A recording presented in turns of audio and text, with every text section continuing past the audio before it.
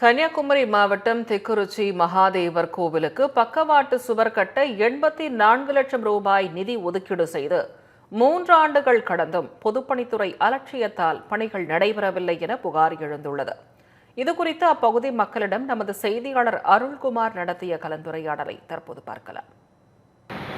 கன்னியாகுமரி மாவட்டத்தில் மகா சிவராத்திரி அன்று மகா சிவாலய ஓட்டம் நடைபெறுவது பாரம்பரிய ரீதியாக வரலாற்று சிறப்புமிக்க இந்த நிகழ்வு நடைபெற்று வருகிறது.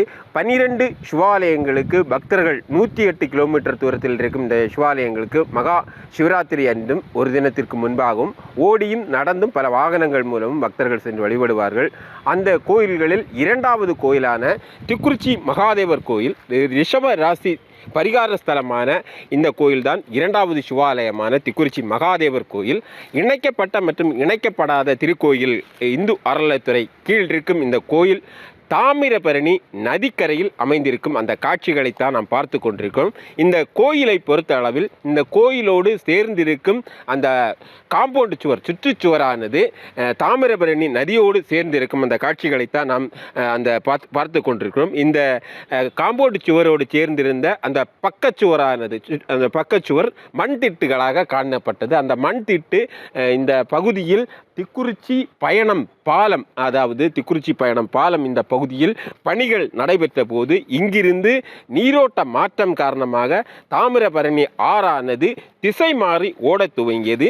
இதன் காரணமாக இந்த பகுதியில் அமைந்திருந்த அந்த கோயில் சுற்றுச்சுவரோடு சேர்ந்து அமைந்திருந்த மண் திட்டு சிறிது சிறிதாக ஆற்று நீர் எடுத்து செல்லப்பட்டு ஆற்று நீர் அடித்து செல்லப்பட்டது. இதன் காரணமாக தற்போது அந்த கோயிலை சேர்ந்திருந்த சுற்றுச்சுவரின் சேர்ந்திருந்த மண் திட்டு அங்கிருந்து முழுவதுமாக ஆற்று நீர் அடித்து செல்லப்பட்டது. இதன் காரணமாக பக்தர்கள் இந்த பகுதியில் பக்கச்சுவர் அமைக்கப்பட வேண்டும் என்று கோரிக்கை வைத்து கடந்த 3 ஆண்டுகளுக்கு முன்பு இங்கு இந்து அறநிலையத்துறை அமைச்சர் மற்றும் உள்ளூர் அமைச்சர் ஆய்வு செய்து சுமார் 84 லட்சம் ரூபாய் ஒதுக்கீடு செய்யப்பட்டது. தற்போது வரை பணிகள் துவங்கி நடைபெறாத சூழ்நிலை காணப்படுகிறது. இது குறித்து நாம் பக்தர்களுடன் பேசலாம். அந்த பகுதியை சார்ந்த பக்தர் ஒருவரோடு நம்மோடு இணைகிறார். வணக்கம். இது சம்பந்தமாக இந்த புகார் அளித்தீங்களா? இது சம்பந்தமான என்ன நடவடிக்கை எடுத்திருக்காங்க? இதை பற்றி கொஞ்சம் விரிவாக சொல்லுங்கள். இது இரண்டாவது சிவாலயம் இந்த பாலம் கட்டின அப்புறம் இந்த சுமார் ஒரு 15 அடி மண் இருந்த திட்டு இந்த தண்ணி நீரோட்டம் காரணமாக ஆற்றில் அடித்து போயாச்சு. தற்போது இப்போ பக்கச்சுவர் தான் இருக்குது. இது பல வருடங்களாக இது கோரிக்கை நடந்துகிட்ருக்கு. நிதி ஒதுக்கியாச்சு. 84 லட்சம் நிதி ஒதுக்குனாங்க. சுமார் ஒரு 3 வருடத்துக்கு முன்னாக அடிக்கல் நாட்டினார் நமது மனோ தங்கராஜ் அறநிலையத்துறை பால்வளத்துறையாக இருந்தார் அமைச்சர். அந்த நேரம் அடிக்கல் நாட்டினார்.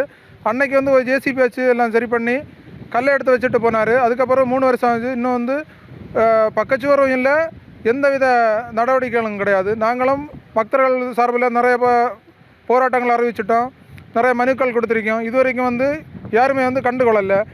ஆற்றில் ஒரு வருஷம் சுமார் ஒரு 2 லட்சம் பக்தர்கள் ஆற்றில் நீராடி விட்டு சாமி தரிசனம் செய்து விட்டு செல்வார்கள். ஆனால் இது வரைக்கும் அவங்களுக்கு எந்த ஒரு பாதுகாப்புமே இல்லாத ஒரு சூழலில் தான் இருக்குது. நிதி ஒதுக்கும் இது வரைக்கும் அறநிலையத்துறையும் சரி பொதுப்பணித்துறையும் சரி யாருமே இதை கண்டுகொள்ளலை. ஒப்பந்ததாரர் இந்த பக்கமே வரல.